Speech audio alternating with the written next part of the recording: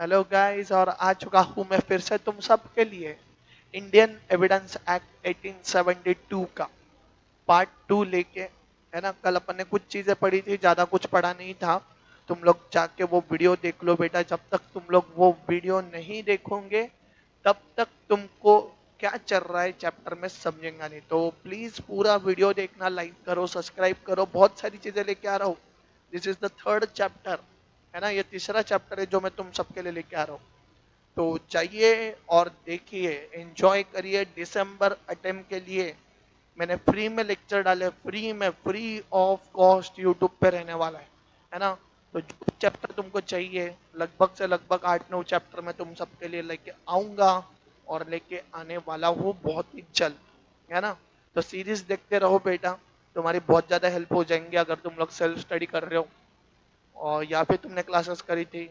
But sir, YouTube तो देखना mandatory हो चुका है आजकल। है ना, क्लासेस करो ना करो, बट बच्चा जब भी पढ़ता है तो आजकल यूट्यूब देखता ही है ना। तो थोड़ा सा अच्छे तरीके से समझते हैं, आगे बढ़ते हैं।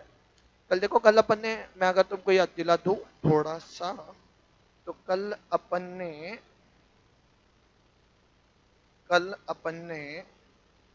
इंट्रोडक्शन देखा था। है ना, इंट्रोडक्शन के सारे पॉइंट पढ़े थे। किसको एप्लीकेबल होता है, किसको एप्लीकेबल नहीं होता है पढ़ा था। जो प्रोसीडिंग कोर्ट ऑफ लॉ में होती है उसको अपन जुडिशियल प्रोसीडिंग पढ़ते हैं, ये भी अपन ने कल देखा था बेटा। याद आ रहा है क्या?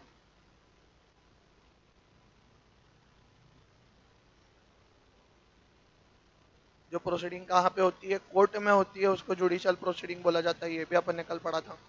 है ना, इसमें क्या आता है क्या नहीं आता है, मैंने इसका तुमको अच्छे से डायग्राम बना के दिया था। फिर अपन ने टाइप्स देखे थे। टाइप्स के बाद अपन ने डिफरेंट एविडेंस कैसे कैसे दिए जाते हैं, ओरली, डॉक्यूमेंट्री और इलेक्ट्रॉनिकली, ये भी देखा था। ठीक है। फिर फैक्ट की डेफिनेशन देखी थी अपन ने कल। और आज अपन शुरू करेंगे बेटा रिलीवेंट फैक्ट के साथ। काय के साथ शुरू करेंगे? Relevant fact. ठीक है, अब ध्यान दो। शुरू करेंगे बेटा रिलीवेंट फैक्ट के साथ। जब एक फैक्ट दूसरे फैक्ट से कनेक्टेड होता है, जैसे फॉर एग्जाम्पल किसी का मर्डर हुआ। किसी का क्या हुआ बेटा? मर्डर। ये देखो मेरे पास चाकू है ना, और मैंने ये खुपसड़ दिया है। ये क्या कर दिया बेटा? खुपस दिया है इसके पेट में। ये मर गया। ये क्या हो गया? मर गया। ठीक है। अब इसकी बॉडी मैंने बांधी पेटी में, और पेटी मैंने फेंक दिए कहाँ पे? कहाँ पे फेंक दिए? पानी में। ठीक है बेटा, पानी में मैंने ये पेटी को क्या कर दिया? फेंक दिया। अब बताओ, जब एक गुनहगार कोई भी ऐसा क्राइम करता है, जब एक गुनहगार कोई भी ऐसा एक क्राइम करता है साला, तो क्या वो गुनहगार को कोई ना कोई एंगल से पुलिस वाले पकड़ ही लेते हैं। है ना। तो देखो, अब ये डायरेक्ट फैक्ट तो अवेलेबल नहीं है। कैसा फैक्ट अवेलेबल नहीं है? डायरेक्ट। कौन सा डायरेक्ट फैक्ट था? जो बॉडी मैंने मार के फेंकी है वो डायरेक्ट फैक्ट थी। है ना, वो कैसी फैक्ट थी? डायरेक्ट। बट बताओ ना कुछ तो गलती मैंने करी होंगी। जैसे वहां पे जहां पे मैंने वो बॉडी को मारा था, वो बंदे को मारा था, वहां पे सपोज इन मेरी ये रिंग गिर गई है। मेरे को ये वाली, बेटा उंगली अच्छे से समझना। है ना, ये ये वाली सपोज इन मेरे रिंग गिर गई है, गलती से ही सही। तो बताओ कौन सा फैक्ट मिल गया है? Relevant fact. जब एक फैक्ट दूसरे फैक्ट से जब एक फैक्ट दूसरे फैक्ट से कनेक्टेड होता है, तो बताओ what is connected with what? This अंगूठी is connected with a murder. This अंगूठी is connected with a murder. तो जब एक fact when one fact is connected to another fact is known as a relevant fact. Section number 3। और बताओ, जब मेरे पास कैसा एविडेंस अवेलेबल नहीं था? कैसा? देखो, जो बॉडी थी जो मैंने पानी में फेंक दी है, that was the direct evidence, that was the primary evidence. है ना, बट वो तो मैंने पानी में फेंक दी, दरिया में पानी डूबा, और डूबते डूबते ये बॉडी जो है वो चली गई है। तो मेरे पास कैसा फैक्ट अवेलेबल नहीं है? डायरेक्ट। बट क्या मेरे पास रिलीवेंट फैक्ट है? यस। तो जब भी तुम्हारे पास डायरेक्ट फैक्ट अवेलेबल नहीं है, वो टाइम पे तुम लोग रिलीवेंट फैक्ट का इस्तेमाल कर सकते या सबको रिलेवेंट फैक्ट क्लियर है बेटा? ठीक है, फिर मार लो भैया आईएमपी, तीसरे वाले डेफिनेशन पे आ जाओ। कैसे डेफिनेशन पे? तीसरे, जिसका नाम है लॉजिकल रिलीवेंस और लीगल रिलीवेंस। लॉजिकल और लीगल, ध्यान दो। देखो इधर मैंने बना के दिया मस्त पैकी, पूरा पूरा पैराग्राफ है बेटा, पूरा का पूरा, कुछ ही छोड़ा नहीं है मैंने। ठीक है, इधर ध्यान दो, सब जन लिख लो बेटा, लिखना है सबने सब कुछ। एक छोटी सी बुक लगा लो, है ना, जहाँ पे तुमको सब कुछ दिखे, क्लियरिटी आए, प्रॉपर तरीके से तुमको सारी चीजें समझे, है ना। तो there is a difference between logical and legal. अब मेरी बात समझो सब जन। देखो यहाँ पे बैठे बैठे जितने भी आइटमा है, ये जो तुम लोग निब्बा निब्बी वाला खेल खेलते हो, है ना, इसमें कुछ भी लॉजिक लगते हैं। कुछ भी लॉजिक कैसे, मैं बताता हूँ तुमको। अगर एक ने दूसरे की चिंगी कर दी, ठीक है, जैसे देखो जेलसी होती है लोगों को कि इसके आइटम है मेरी आइटम नहीं है ना, तो इनका भी लपड़ा होना नहीं चाहिए, इनका भी कुछ तो भी झगड़ा होना चाहिए, इनका झगड़ा होगा तो मेरे मन को क्या हो जाएंगी, खुशी हो जाएंगी। ऐसे ही जेलसी होती है लोगों को। तो सपोज है कोई लड़की है, उसका आइटम है, ठीक है, अब ये दूसरी लड़की उसकी बेस्ट फ्रेंड, ये लड़की है इसका बॉयफ्रेंड है, एक और लड़की है वो उसकी कौन है बेटा, बेस्ट फ्रेंड। अब इसको है ना, ये बेस्ट फ्रेंड को बहुत ही ज्यादा चिंगी है, इसको बहुत ही ज्यादा जान पाती है वो लड़के पे। तो इसने एक दिन इसका नाम की चिंगी लगा दी। क्या लगा दी? चिंगी। चिंगी मतलब ही मन में अफवाहें फैलाई कि यार वो लड़का तो अच्छा नहीं है, वो लड़का है ना दुआड़ है, चार चार लड़कियां घुमाता है। अब बताओ ये लड़की जब ये सारी बातें सुनेंगी, ये वाली लड़की जब सारी बातें सुनेंगी बेटा, तो इसके मन में बहुत सारे लॉजिक बैठेंगे कि यार फिर सही बोल रही थी वो, फिर मेरा मेरा वाला बंदा साला कहीं के अफेयर चला रहा हूँगा। तो ये क्या लगा रही है वो, लॉजिक्स। क्या लगा रही है बेटा वो, लॉजिक्स, है ना। तो कोर्ट भी जब केस सॉल्व करता है, तो क्या जजेस और जो एडवोकेट्स है या सीआईडी वाले लोग, ये भी थोड़ा बहुत लॉजिक लगाते हैं कि नहीं लगाते हैं? तो उसको बोला जाता है लॉजिकल रिलेवेंस, जो अपने बेसिस पे खुद से लगते जाता है। कैसे लगते जाता है? खुद से, उसको अपन बोलते हैं लॉजिकल। और जो लॉ के हिसाब से होता है, एक्ट के हिसाब से होता है, लॉ के हिसाब से, उसको बोला जाता है लीगल, है ना। किताबों के पन्नों में अगर तुमको नजर आ रहा है लिखा हुआ सब कुछ, तो दैट इज लीगल। और जो मन के ब्रह्म से बनते जा रहा है, मन से ब्रह्म से कहीं ना कहीं कनेक्टेड है, बट मन के भ्रम से बनते जा रहा है, दैट इज लॉजिकल। ठीक है, अच्छा, अब पॉइंट नंबर 1 समझा। लॉजिकल एग्जिस्टेंस में हो भी सकता है, ये नहीं भी हो सकता है, प्रोबेबल है। कैसा है बेटा? प्रोबेबिलिटी है, हो भी सकता है नहीं भी हो सकता है। वो जो लड़की रात भर मोबाइल पे चैटिंग करते करते सोच रही थी अपने बंदे के बारे में, वो सही हो भी सकता है या नहीं भी हो सकता है। तो लॉजिकली हो भी सकता है, नहीं भी हो सकता, but legal is as per the law. Legal is as per the law. Legal कैसा होता है बेटा? लॉ के हिसाब से। पॉइंट नंबर 1 सबको क्लियर है? अच्छा, पॉइंट नंबर 2, क्या लॉजिकल को लीगल माना जाएगा? नहीं, लॉजिक तो अपन कुछ भी लगा सकते हैं ना, कुछ भी लॉजिक लगाते हैं अपन। जब अपने ग्रुप में भी बैठे रहते हैं दोस्तों के साथ में, अपन कुछ भी लॉजिक लगाते हैं, कुछ लेना देना ही नहीं रहता, संबंध ही नहीं रहता। तो लॉजिकल को लीगल माना नहीं जाएगा, बट सभी लीगल को लॉजिकल माना जाएगा, सभी लीगल को लॉजिकल माना जाएगा। ठीक है, लॉजिकल अगर तुम लोग कोर्ट के सामने पेश भी कर रहे हो, तो वो थोड़ा बहुत तो भी एक्ट के हिसाब से होना चाहिए। एक्ट मतलब ही क्या? इंडियन एविडेंस एक्ट के हिसाब से होना चाहिए। ठीक है, और अगर तुम लोग लीगल दे रहे हो, तो हर एक चीज को एक्सेप्ट किया जाएगा। लीगल ही है ना, तो हर एक चीज को क्या किया जाएगा बेटा? एक्सेप्ट किया जाएगा। कोर्ट बोलेंगे ठीक है लीगली है, हम लोग एक्सेप्ट करने के लिए क्या है भैया, तैयार। और लॉजिक वाइडर होता है, कितने भी तुम लोग लॉजिक लगा सकते हो। और लीगल जो है वो कैसा होता है बेटा? नैरो होता है। लीगल जो है वो कैसा होता है बेटा? नैरो। तो लॉजिकल और लीगल सबको क्लियर है ना। तो जो एग्जिस्टेंस में होता है, नॉन एग्जिस्टेंस में होता है, वो लॉजिकल। जो लॉ के हिसाब से होता है वो लीगल। लॉजिकल को लीगल नहीं माना जाएगा, लीगल को लॉजिकल माना जाएगा। ठीक है, लॉजिकल एक्ट के हिसाब से होना चाहिए कहीं ना कहीं, और लीगल में तो सभी चीजों को एक्सेप्ट किया जाएगा। ठीक है, ये वाइडर होता है, ये नैरो होता है। बढ़ते हैं, अब आते हैं बेटा फैक्ट इन इशू। अब देखो पहला पढ़ा था फैक्ट, पहला पढ़ा था फैक्ट, है ना, पहली डेफिनेशन पढ़ी थी फैक्ट की। फैक्ट में दो टाइप पढ़े थे, फैक्ट इन इशू और इशू ऑफ फैक्ट। फैक्ट में कितने टाइप पढ़े थे? फैक्ट इन इशू और इशू ऑफ फैक्ट। याद आ रहा है क्या बेटा? याद आ रहा है क्या बेटा? यस सर, याद आ रहा है सर। फैक्ट मतलब एनीथिंग, स्टेट ऑफ थिंग, जिसके बारे में अपन क्या थे, कॉन्शियस। तो what is fact in issue? अब देखो हम, बहुत मस्त प्यारी डेफिनेशन है सेक्शन नंबर 3 में। फैक्ट इन इशू मतलब ही क्या? कोई भी फैक्ट, एवरी फैक्ट, ठीक है, एवरी फैक्ट जो एग्जिस्टेंस में है, नॉन एग्जिस्टेंस में है, नेचर बताता है, एक्सटेंड बताता है, राइट बताता है, लाइबिलिटी बताता है, डिसेबिलिटी बताता है, असर्टन करता है, डिनाई करता है, सूट और प्रोसीडिंग। ठीक है, जो सारी चीजें केस में बता दे रहा है, जो सारी चीजें केस में बता दे रहा है, उसको अपन बोलेंगे फैक्ट। सभी चीज, कि ए ने बी का मर्डर किया था, ए का इंटेंशन था बी का मर्डर करना, बी ए ने बी को मारना ही था, तो सभी चीजें जब कहाँ पे बक देंगे अपन, कोर्ट में, सभी चीजें, तो उसको अपन क्या बोलेंगे बेटा? फैक्ट इन इशू, जो कि सेक्शन नंबर 3 में आता है। सेक्शन नंबर कितने में आता है?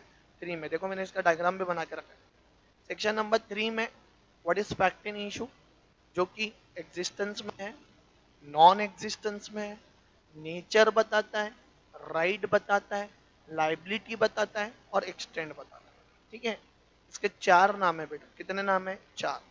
एक तो प्रिंसिपल फैक्ट, एक तो फैक्टम प्रोपेंडम, एविडेंटरी फैक्ट और फैक्टम प्रोपेंस। ऐसे इसके कितने नाम बताए गए बेटा? 4 यहाँ पे बताए गए, देखो सारी चीजें। ठीक है, और depends upon the substantial law. आई के ऊपर डिपेंडेंट है बेटा अपना fact in issue? Substantial law के ऊपर डिपेंडेंट है। मतलब दोनों पार्टीज को देखा जाएगा और फिर ही क्या दिया जाएगा? डिसीजन। दोनों पार्टीज को सुना जाएगा और फिर ही क्या दिया जाएगा बेटा? डिसीजन। तो उसको अपन बोलेंगे सब्सटेंशियल लॉ। तो क्या सबको यहाँ तक की कहानी क्लियर है? वी हैव स्टडीड विद 3 चीज। First one was the relevant fact, जो कि सेक्शन नंबर 3 में आता है। When one fact is connected to another fact, then it is known as relevant fact. जहाँ पे भी डायरेक्ट एविडेंस अवेलेबल नहीं है, वहाँ पे अपन रिलेवेंट फैक्ट का इस्तेमाल कर सकते हैं। Then there was a difference between logical relevance and legal relation. तो जो एग्जिस्टेंस में है, नॉन एग्जिस्टेंस में हो सकता है, probability that is a logical, और जो एज पर द लॉ है दैट इज लीगल। लॉजिकल को लीगल नहीं माना जाएगा, लीगल को लॉजिकल माना जाएगा। लॉजिकल कहीं ना कहीं एक्ट के हिसाब से होगा तो ही लिया जाएगा, बट लीगल में सभी चीज़ों को एक्सेप्ट किया जाएगा। ये वाइडर है, ये नैरो है। ठीक है बेटा, फिर फैक्ट की डेफिनेशन अपन ने देखी। आईएमपी मार लो फैक्ट इन इशू को बेटा, पेपर में बनने वाला क्वेश्चन हो सकता है। बड़े आगे, अब आते हैं बेटा fact in issue and issue of fact. दोनों का मीनिंग एक ही है। दोनों का मीनिंग कैसा है? एक ही, बट अलग अलग एक्ट में अलग अलग नाम दिए गए। अभी फैक्ट इन इशू क्या होता है ये तो तुमको पता, जहाँ पे सारी चीजें अपन कोर्ट में बता देंगे, जिसके कितने नाम थे? 4 नाम थे, है ना बेटा? देखो सेम ही है। सीपीसी के अनुसार, सिविल प्रोसीजर कोड के अनुसार, कोर्ट जब सारे इश्यूज को फ्रेम करता है कि तुम्हारे साथ क्या हुआ था, कैसे हुआ था, क्यों हुआ था, कब हुआ था, सारी चीजों को जब नोट डाउन कर लेगा कौन बेटा? कोर्ट, सारे डिस्प्यूट्स को। ठीक है, which are necessary in the case, this are called as issue of fact. तो जब कोर्ट सारी चीजों को फ्रेम कर लेगा कि कब, क्यों और कैसे, तो उसको अपन क्या बोलेंगे बेटा? Issue of fact. कौन से कोड के अनुसार? सीपीसी के अनुसार। This are called as issue of fact, but the subject matter of the issue of fact is always called as a fact in issue. तो देखो सारी चीजें फ्रेम की है, सारी। बताओ इसमें का सब्जेक्ट मैटर क्या था? मेरे केस में मैंने जो एग्जांपल दिया था उसमें सब्जेक्ट मैटर वाज मर्डर, है ना बेटा? क्या था? मर्डर। और मर्डर को अपन क्या बोलेंगे? Fact in issue. तो जो सब्जेक्ट मैटर है जिसके बेसिस पे केस चल रही है, that is fact in issue. और उससे रिलेटेड जितनी भी जानकारी अपन ने ली है, कोर्ट ने ली है, उसको बोलेंगे इशू ऑफ फैक्ट। ठीक है। अब अगर बात करूं मैं सीपीसी की अगर बात करूं तो क्या बोला जाएगा? Issue of fact. और बात में अगर करूं ये वाले एक्ट की, आईईए की, मतलब ये इंडियन एविडेंस एक्ट की, तो उसको क्या बोला जाएगा बेटा? Fact in issue. क्लियर है? तो एक बार बताऊंगे। सीपीसी के अनुसार जब कोर्ट सारी चीजों को फ्रेम करता है, सारी चीजें जान लेता है, तो उसको अपन बोलते हैं इशू ऑफ फैक्ट। और जब सब्जेक्ट मैटर की बात आएंगी, subject matter important term, that was murder, तो वो केस में उसको बोला जाएगा फैक्ट इन इशू। सीपीसी में इसको बोला जाता है इशू ऑफ फैक्ट, और एविडेंस एक्ट में इसको बोला जाता है फैक्ट इन इशू। क्लियर है बेटा सब? ठीक है। अब अपन कुछ टर्मिनोलॉजी पढ़ेंगे। प्रिजम्पशन और एक बार आने वाला है नीचे, तो नो नीड टू वनी। अपन आ जाएंगे नीचे, मेरे साथ में आ जाओ तुम लोग। थोड़ा बचा हुआ चैप्टर अपन कल कंप्लीट करेंगे बेटा। ठीक है। आज और 3 कंसेप्ट पढ़ेंगे। यहाँ पे सारे डेफिनेशंस भी खत्म होगी। आ जाओ नीचे।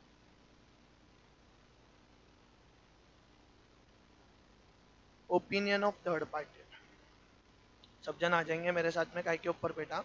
ओपिनियन ऑफ थर्ड पार्टी में। आगे क्या सबने मॉड्यूल खोल लिया क्या बेटा? ठीक है, ध्यान देना। Opinion of third party when relevant. ये देखो, इधर ध्यान दो सब।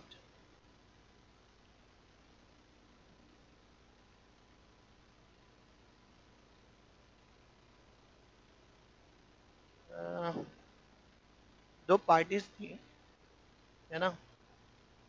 दोनों के बीच में क्या चल रहा था? केस। दोनों के बीच में क्या चल रहा था? केस। दोनों पहुंच चुके थे कोर्ट में। ठीक है। Case was relating to theft, चोरी से रिलेटेड, स्टोलन प्रॉपर्टी से related case.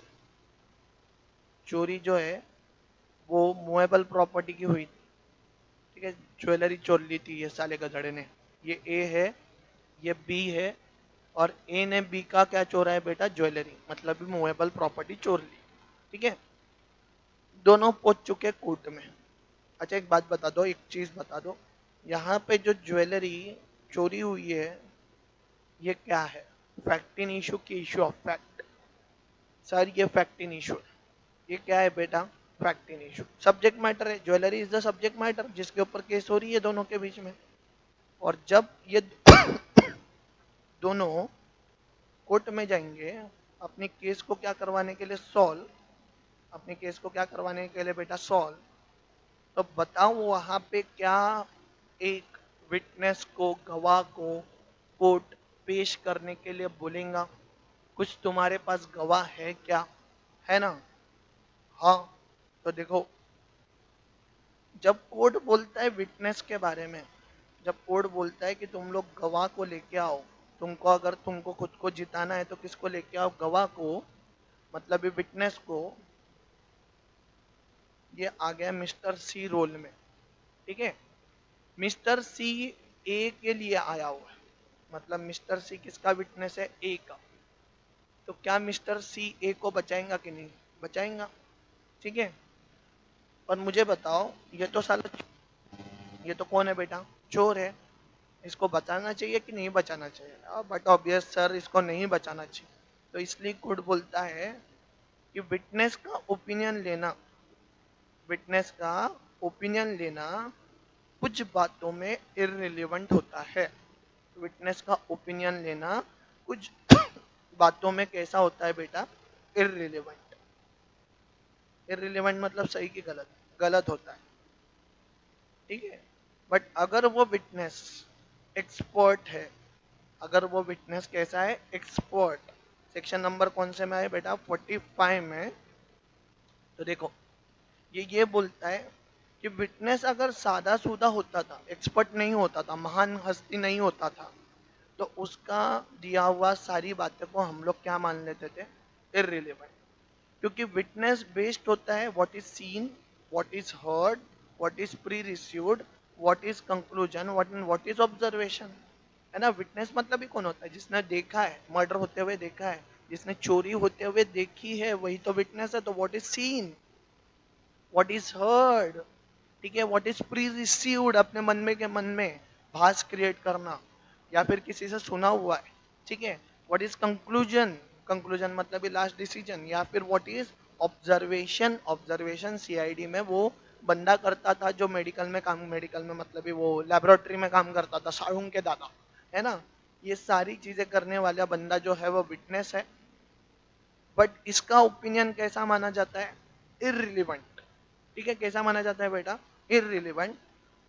But in certain exceptional cases, in certain exceptional cases, अगर ये witness foreign law, science, art, identity of handwriting और finger impression, special knowledge of subject matter है, तो इसको relevant माना जाएगा.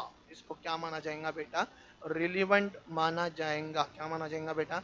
रिलीवेंट माना जाएगा.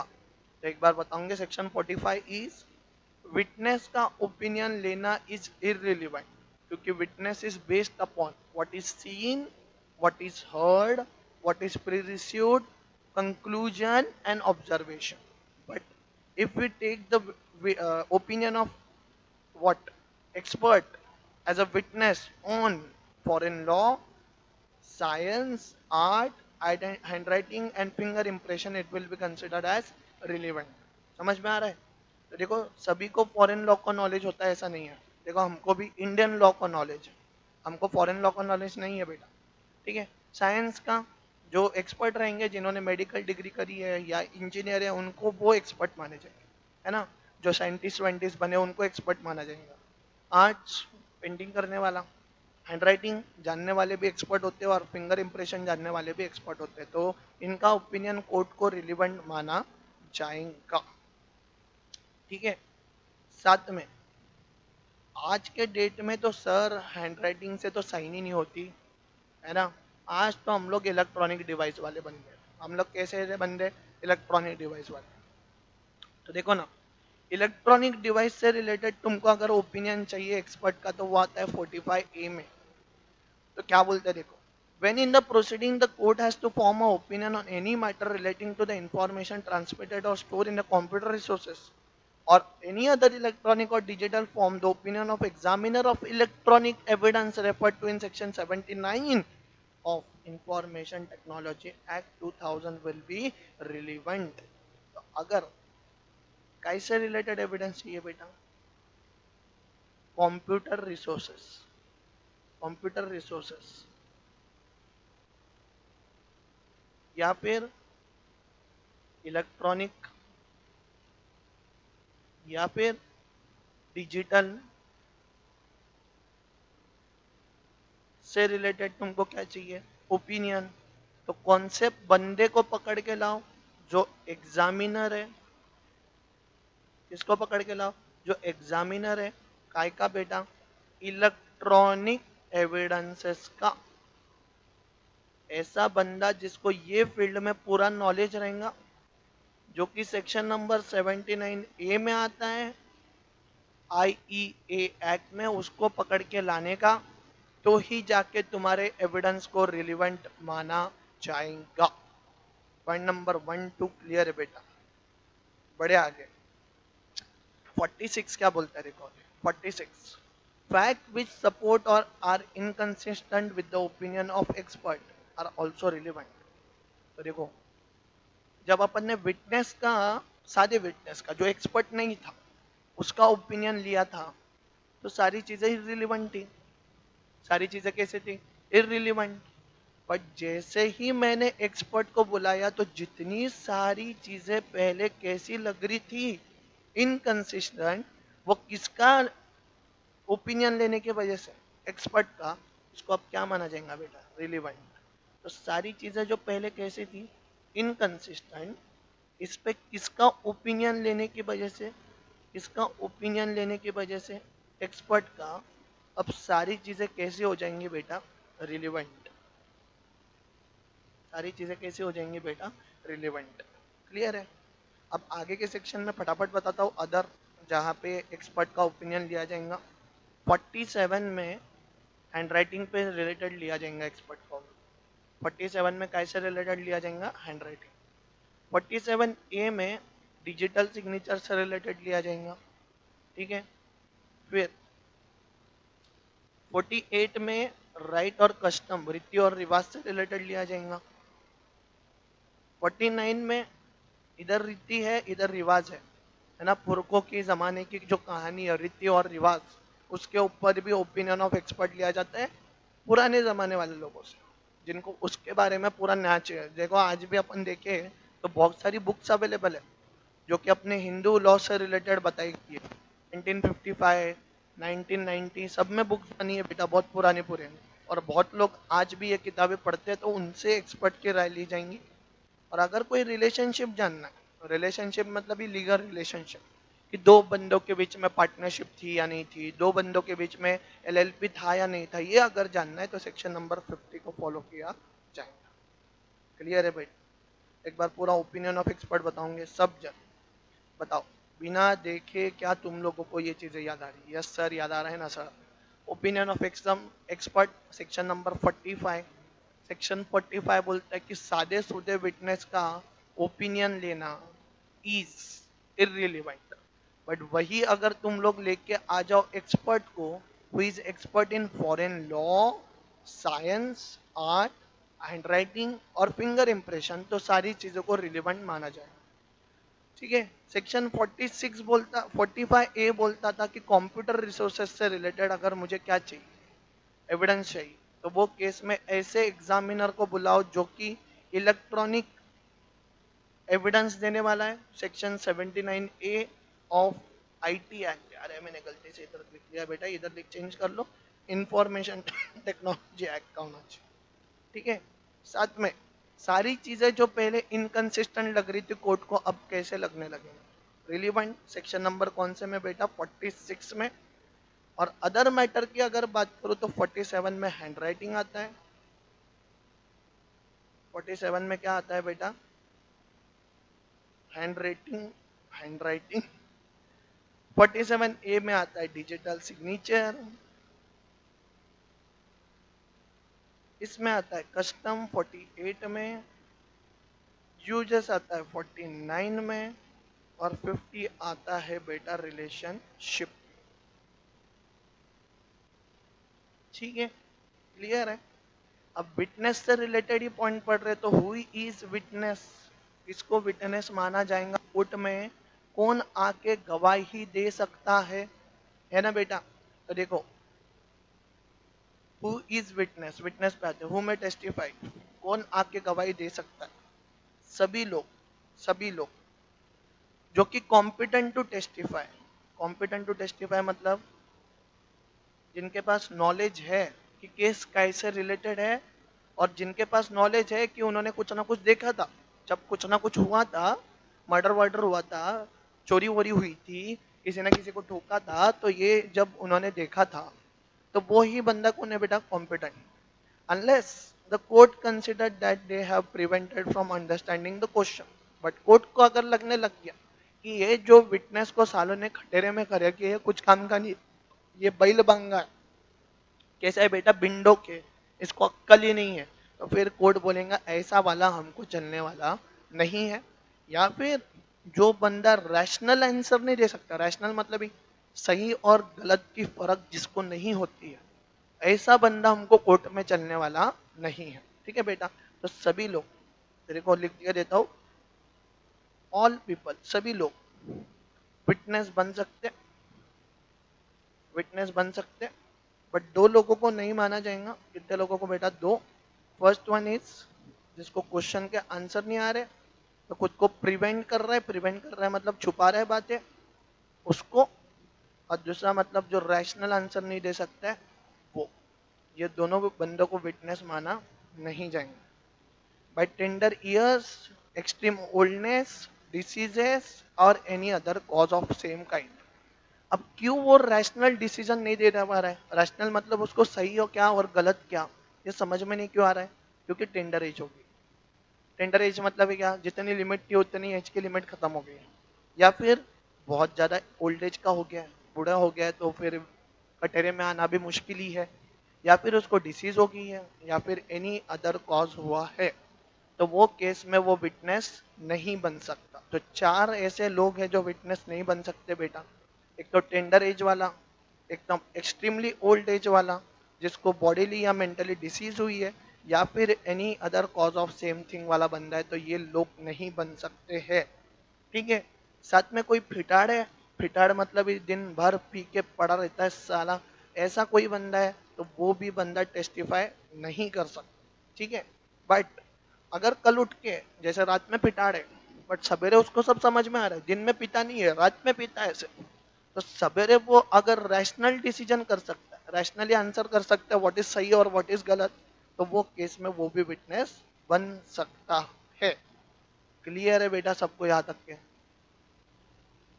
चलो, चलो यहाँ तक सबको क्लियर है बेटा। Let's move ahead. आ जाओ। Witness unable to communicate. अगर विटनेस को बोलते आता नहीं है, ठीक है, विटनेस को बोलते आता नहीं है, तो बेटा कोर्ट में जब वो आएगा और उसको एक जगह पे बिठाया जाएगा, ऐसी जगह रहती है बेटा, वहां पे उसको बिठाया जाएगा, एक कटोरा रहता है उसमें उसको जब खड़ा किया जाएगा तो वो बोल तो नहीं पाएगा। जज पूछ भी लेगा कितनी बार कि बता बेटा पता, फिर भी वो बोल नहीं पाएगा, है ना बेटा। तो वो केस में कोर्ट में आने के बाद उसको उसको अकॉर्डिंग टू हिज इंटेलिजिबिलिटी, मतलब उसके इंटेलिजेंस के हिसाब से, राइटिंग में या फिर साइन करके, एक तो कैसे बेटा, राइटिंग में या फिर साइन करके, ठीक है, ओपन कोर्ट में, कैसे बेटा, ओपन कोर्ट में मतलब इस सबके सामने लिख के देना पड़ेगा, लिख के देना पड़ेगा। भले ही वो लिख के दे रहा है फिर भी इसको ओरल एविडेंस माना जाएगा। भले ही उसको कैसा एविडेंस लिख के दे रहा है फिर भी कैसा माना जाएगा बेटा, ओरल एविडेंस।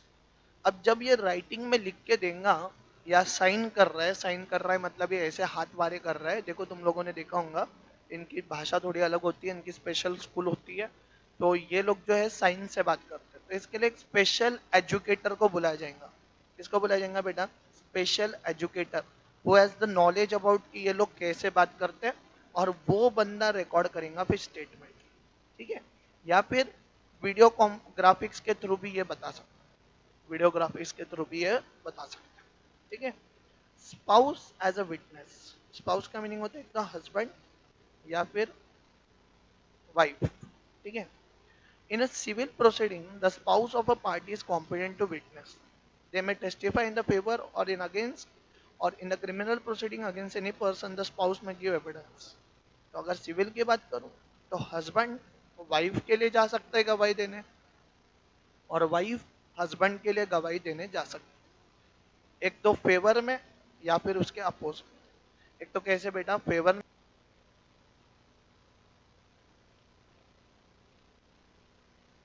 एक तो फेवर में या फिर उसके अपोज में वाइफ या फिर हस्बैंड कोर्ट में आ सकते हैं। ठीक है। और अगर सीआरपीसी की बात करें मतलब क्रिमिनल की बात करें, क्रिमिनल के केस में भी कोई भी स्पाउस मतलब हस्बैंड या फिर वाइफ एविडेंस देने आ सकते हैं। ठीक है। बट चाहे वो सिविल प्रोसीजर में आए या क्रिमिनल में आए, उनको section number 122 of Indian Indian evidence act को फॉलो करना पड़ेगा। पूरा पॉइंट क्लियर है बेटा, यहाँ तक कोई दिक्कत? बढ़े आगे, आ जाते आगे। यहाँ पे विटनेस का पॉइंट खत्म होता है। विटनेस वाला पॉइंट एक बार बता दूंगे फटाफट से सब जन, व्हाट वाज द पॉइंट। सभी लोग विटनेस बन सकते, बट जो बंदा खुद को प्रिवेंट कर रहा है, क्वेश्चंस के आंसर नहीं दे रहा है, उसको कोर्ट बोलेगा चल निकल। ठीक है। या फिर जो बंदा रैशनल डिसीजन नहीं दे पा रहा है, वो बंदा भी विटनेस नहीं बन सकता। रैशनल डिसीजन देने वाले बंदे कौन कौन है बेटा, नहीं देने वाले, एक तो टेंडर ईयर्स वाले, बहुत साल पुराने वाले, या फिर एक्सट्रीमली ओल्ड एज, डिसीज हुआ है, या फिर एनी अदर कॉज हुआ है, ये लोग छोड़ के बाकी सब लोग विटनेस बन सकते हैं। अगर तुम लोगों को बोलते नहीं आता है तो तुमको राइटिंग में या फिर साइंस है, समझाने का है स्पेशल एजुकेटर के सामने, जो कि तुम्हारा स्टेटमेंट बनाएगा और कोर्ट के सामने रखेगा, बट इसको ओरल एविडेंस माना जाएगा। स्पाउस सीआरपीसी और सीपीसी दोनों जगह पे विटनेस बन सकती है, बट जो भी विटनेस वो बन रहे हैं वो according to section 122 of Indian evidence act. पूरा कहानी क्लियर है बेटा, सबको याद है। बढ़े आगे। Fact of which evidence can not be given, privilege communication, IMP, most IMP.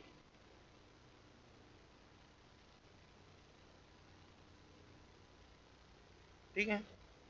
Fact of which evidence can not be given, ऐसे कौन से फैक्ट हैं जिसके बारे में तुमको पता है, सब कुछ पता है एज अ विटनेस, फिर भी तुम लोग कोर्ट में उसको पेश नहीं कर सकते। ठीक है। तो जब सारी बातें पता होने के बाद भी अपन कोर्ट के सामने प्रूफ न कर पाए, तो उसको बोला जाता है प्रिविलेज कम्युनिकेशन। कैसा कम्युनिकेशन बेटा? Privilege communication. ठीक है। ये सारे आते हैं 122, 123, 126 और 127 में। ठीक है। 122, 122, 123, 126 और 127। ठीक है। तो ऐसी कौन सी बातें हैं जो अपन कोर्ट के सामने एज अ विटनेस करके नहीं रख सकते? तो एविडेंस ऑफ अ जज और मैजिस्ट्रेट। अगर जज को ही अपन ने विटनेस बनाया है, जज तो तुम्हारी केस सॉल्व कर रहा है ना भाई, तो वो अंदर के अंदर ही बात कर लेगा। अंदर के अंदर मतलब एक जज दूसरे जज से अंदर के अंदर ही बात कर लेगा, उसको सब कुछ बाहर लाने की गरज नहीं है। तो ये कैसा कम्युनिकेशन है? Privilege communication. जो बातचीत शादी के शादी के टाइम पे होती है, हस्बैंड एंड वाइफ के बीच में, पेरेंट्स के बीच में, है ना। अरेंज मैरिज होता है तो तुम लोगों ने देखा होगा, मेरा तो लव मैरिज हुआ है ना। तो अरेंज मैरिज हुआ होगा तुम्हारे घरों में, तो तुमको बताऊंगा बेटा कि जो मैरिज के टाइम पे बातें होती है, हस्बैंड और वाइफ के बीच में बातें होती है, वो प्राइवेट ही रखने का, किसी को बताने का नहीं। ठीक है। अगर बता दिया ना तो बवाल हो जाता है। क्या हो जाता है बेटा? बवाल हो जाता है। Section number 122। फिर affairs of a state, state में क्या चल रहा है क्या नहीं, ये पहले से घोषित करने का नहीं। अगर तुमने पहले से घोषित कर दिया और तुम्हारा काम नहीं बना, तो फिर जनता जूते चप्पल मारेंगी। ठीक है बेटा। फिर official communication texts between advocate and clients, teacher and students, मतलब बता रहा हूँ मैं एक किस्सा। Advocate and clients, doctor and patients, ये सारे कैसे कम्युनिकेशन है? Official communication. ठीक है।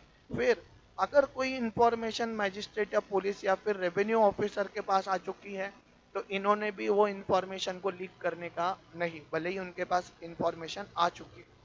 और लास्ट में बेटा सेम पॉइंट है ऑफिशियल कम्युनिकेशन की तरह ही, प्रोफेशनल कम्युनिकेशन अगर क्लाइंट और बैरिस्टर मतलब ये एडवोकेट्स के बीच में हो रहा है, अटॉर्नी या फिर अदर प्रोफेशनल या फिर लीगल एडवाइजर के बीच में हो रहा है, तो वो बताने का नहीं है। तो एक बार बताओगे कौन से ऐसे कम्युनिकेशन है, ऐसे communication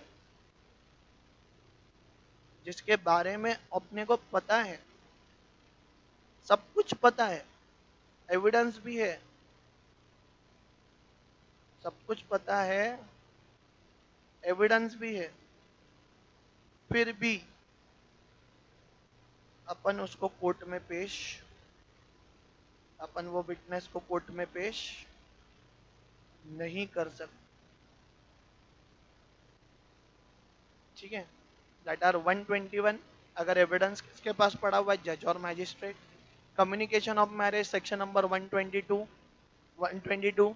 affairs of the state section number 123। Official communication section number 124। जो इंफॉर्मेशन मैजिस्ट्रेट और पुलिस ऑफिसर और रेवेन्यू ऑफिसर को मिली है सेक्शन नंबर 125। और जो प्रोफेशनल कम्युनिकेशन हुआ है बेटा क्लाइंट और बैरिस्टर या फिर अटॉर्नी और अदर प्रोफेशनल्स के बीच में, सेक्शन 126 से 129। क्लियर है बेटा? ठीक है। तो ये सारे विटनेस को ऑलरेडी पता है, वो कंपेबल है, उसको पता है सब कुछ, पर फिर भी वो कोर्ट में एविडेंस नहीं दे पाएगा, क्योंकि ये सारे काय के ऊपर बेस्ड है बेटा? पब्लिक पॉलिसी के ऊपर बेस्ड है। और ये सारे कैसे कम्युनिकेशन है? Privilege communication. अब जो अपन ने सेक्शंस देखे 121, 122, 123, 126 से 129 उसके बारे में डिटेल में जानेंगे। सबसे पहला देखो 121 में क्या था, एविडेंस ऑफ जज and magistrate. Section 121, no judge or magistrate except upon the special order of some court to which he is subordinate be complied to answer any question as to his own conduct in the court as a judge or a magistrate or as to anything which comes to the knowledge in the court as such a judge and a magistrate। अगर तुम लोग कोई court के जज या फिर magistrate हो, अगर तुम लोग कोई कोर्ट के कौन हो बेटा, जज या फिर मैजिस्ट्रेट हो, ठीक है, भले ही तुम्हारे नॉलेज में सब कुछ है, भले ही तुमको सब कुछ पता है, फिर भी तुम लोग वो बातें कोर्ट में बता नहीं सकते, बता नहीं सकते, ठीक है। बट अगर हाई कोर्ट ने डिस्ट्रिक्ट कोर्ट वाले जज को बुलाया तो बताओ कौन किसका सबऑर्डिनेट है? हाई कोर्ट का सबऑर्डिनेट है डिस्ट्रिक्ट कोर्ट। तो डिस्ट्रिक्ट कोर्ट को अगर किसने बुलाया, हाई कोर्ट ने बुलाया कि भाई आ, जज और मजिस्ट्रेट आ और गवाही दे, फिर गवाही देनी पड़ेगी, फिर गवाही देनी पड़ेगी। सेक्शन नंबर 121, ठीक है। साथ में अदर मैटर्स इसको छोड़ के जितने भी मैटर्स है उसको ये कर सकते हैं, ठीक है। फिर कम्युनिकेशन ड्यूरिंग मैरिज, शादी के टाइम पे जो बातचीत होती है, सेक्शन नंबर कौन सा है बेटा, 122। मैं तुमको बोल दूं बेटा, देखो शादी के टाइम पे जो भी बातें होती है, मियाँ बीबी के बीच में जो भी बातें होती है उसको पर्सनल रखने का, क्योंकि दोनों पति पत्नी के बीच में ये पीस और कॉन्फिडेंस मेंटेन करेंगे, है ना। अगर तुम लोग घरगुती बातें बाहर बताने लग गए तो तुम्हारे जिंदगी के घोड़े लग सकते। क्या लग सकते बेटा? घोड़े। इसके लिए बोला गया है कि पीस और कॉन्फिडेंस मेंटेन करने के लिए अपनी घरगुती बातें किसी को भी बताने का नहीं, ठीक है बेटा। ये सेक्शन 122 में दो पार्ट्स। पहला, the first part deals with the privilege of a witness. Privilege of a witness, husband wife अगर एक दूसरे के खिलाफ कुछ बोलना चाहे तो कम्युनिकेशन ड्यूरिंग द मैरिज क्या हुआ था, इसको छोड़ के कुछ भी बोल सकते हो, ऊपर ही अपन ने देखा था। बट बट कुछ कुछ बातें छोड़ के बोलने का, प्राइवेट चीजें छोड़ के बोल सकते हैं। Second part of this section deals with the privilege of husband और वाइफ ऑफ अ विटनेस। समझ में आ गया? Yes sir. Privilege of a husband और वाइफ ऑफ द विटनेस, मतलब ही क्या, तुम लोग विटनेस नहीं बन सकते हो for an husband and wife, ठीक है। तो ड्यूरिंग द मैरिज जो भी कम्युनिकेशन हुई है बेटा, पीस और मेंटेनेंस रखने के लिए, क्या रखने के लिए? पीस और मेंटेनेंस रखने के लिए अपन ने ये इंफॉर्मेशन किसी को भी बाहर प्रोवाइड करनी नहीं है। 122 सबको क्लियर है? Evidence as to the affairs of the state, section number कौन सा है बेटा? 123। अब देखो मैं तुमको बता दूं, अपने जो सीएम है, द रिस्पेक्टेड सीएम, और जो अपने गवर्नर्स है, मतलब एक ही गवर्नर है अपने स्टेट का, तो इनके बीच में बताओ, अपने स्टेट से रिलेटेड कुछ करना है, कुछ बढ़ाना है। जैसे मुंबई देखो कितना बढ़ रहा है ना, इतने सारे ब्रिजेस बन रहे हैं, इतना सारा फैसिलिटीज इंफ्रास्ट्रक्चर आ रहा है, तो क्या पहले ये आपस में बात करते कि डायरेक्ट लोगों के सामने आके बैठ जाते, हम आ गए हैं, हम आपको सारी बातें बताएंगे, ऐसा होता है क्या? नहीं। तो पहले आपस में बात होती, दैट आर द अनपब्लिश्ड बातें, that are the unpublished official records, है ना। अनपब्लिश है, अभी तक तो खुद के बीच में बातें चल रही कि क्या करना क्या नहीं करना। बट कुछ दिनों के बाद तुम लोगों को टीवी चैनल पे नजर आता है कि अपने जो मुख्यमंत्री जी है वो आते हैं और रिबिन काटते हैं और बड़े बड़े ब्रिजेस को, बड़े बड़े कंपनीज को चालू करते हैं। तो बताओ बेटा मुझे, जब ये अनपब्लिश चीजें पब्लिश्ड हो जाएंगी तो उसके एविडेंस अपन दे सकते हैं, ठीक है, इसके एविडेंस अपन दे सकते हैं। बट उसके लिए भी अपने को परमिशन लेना पड़ेगा, उसके लिए भी अपने को क्या लेना पड़ेगा बेटा? परमिशन लेना पड़ेगा हेड ऑफ द डिपार्टमेंट का। तो अनपब्लिश रिकॉर्ड एक्चुअल में अपन डायरेक्टली एविडेंस करके प्रोवाइड नहीं कर सकते, ठीक है। अगर करना है, उसको पब्लिश करना है या लोगों के सामने कर रखना है, तो वह केस में हेड ऑफ द डिपार्टमेंट का परमिशन लेना पड़ेगा, एचओडी का परमिशन लेना पड़ेगा। क्लियर है बेटा सबको यहाँ तक के? तो एक बार बताऊंगे। The first thing was evidence of जज एंड मैजिस्ट्रेट। तो अगर तुम लोग कोई भी कोर्ट के जज और मैजिस्ट्रेट है तो तुम लोग अपनी सारी बातें, तुम्हारे पास जो एविडेंस है तुम्हारे खुद के कोर्ट में पेश नहीं कर सकते। बट अगर तुमको बड़ा कोर्ट बुलाता है तो वो केस में तुमको एविडेंस के तौर पे जाना पड़ेगा। शादी के टाइम पे जो बातें होती है सेक्शन नंबर 122 में, वो सारी बातें अपने शादी को बचाने के लिए रखनी है, किसी के सामने पेश करने की नहीं है। अफेयर्स ऑफ द स्टेट अगर अनपब्लिश्ड है तो इसका अपन प्रिविलेज कम्युनिकेशन मारेंगे, इसका अपन एविडेंस पेश नहीं कर सकते। But with the permission of head office HOD अपन इसको पेश कर सकते हैं। और लास्ट वाले पॉइंट पे आते हैं जिसका नाम क्या है बेटा, प्रोफेशनल कम्युनिकेशन। सेक्शन नंबर 126 से लेके 129, सेक्शन नंबर 126 से 129 डील्स विद प्रोफेशनल कम्युनिकेशन। 126 से 129, ठीक है, डील्स विद व्हाट बेटा, प्रोफेशनल कम्युनिकेशन। आगे क्या बोलते हैं, बिटवीन प्रोफेशनल कम्युनिकेशन किसके बीच में होता है, लीगल एडवाइजर एंड क्लाइंट। इसके बीच में हो रहा है बेटा, legal adviser. Legal adviser is a person जिसको तुम लोग मैं भी बोल सकता हूँ, है ना। I am the legal adviser for you people, क्योंकि मैं एक एलएलबी एलएलएम हूँ, तो I know what is the legal, I know the legal things. मैं तुमको हेल्प कर सकता हूँ बेटा बहुत जगह। A client cannot be compelled and legal advisor cannot be allowed without the express consent of his client to disclose the oral or documentary communication। समझ रहे हो, passing between the professional confidence. अब क्या बोलता है, जो बातचीत, जो कम्युनिकेशन इसके बीच में हुआ है, एलए एंड क्लाइंट के बीच में हुआ है, जब तक एक दूसरे का कंसर्न ना ले ले, कंसर्न मतलब ये अप्रूवल ना ले ले, तब तक ये विटनेस करके, मतलब ये एविडेंस करके, तब तक ये क्या करके बेटा, एविडेंस करके, चाहे ओरली या डॉक्यूमेंट्री, कोर्ट में पेश नहीं कर सकते हैं। पॉइंट नंबर 1 2 क्लियर है बेटा। फिर the rule is founded on the impossibility of conducting the legal business without the professional assistant and securing the full and unreserve communication between the two. अच्छा, कुछ कुछ कुछ बातों में तुमको लीगल एडवाइस लगती है ना बेटा। बहुत जगह पे लैंड का मैटर है, चले जाओ, आइटम का मैटर है, चल जाओ, है ना, प्रॉपर्टी से रिलेटेड मैटर है, चल जाओ भैया, है ना। तुमको किसका एडवाइस लगेगा, लीगल एडवाइस। तो लीगल एडवाइस जहां पे तुमको लग रहा है, तो बताओ क्या तुम लोग एक प्रोफेशनल असिस्टेंस ले रहे हो कि नहीं ले रहे हो, क्या ले रहे हो बेटा, प्रोफेशनल असिस्टेंस।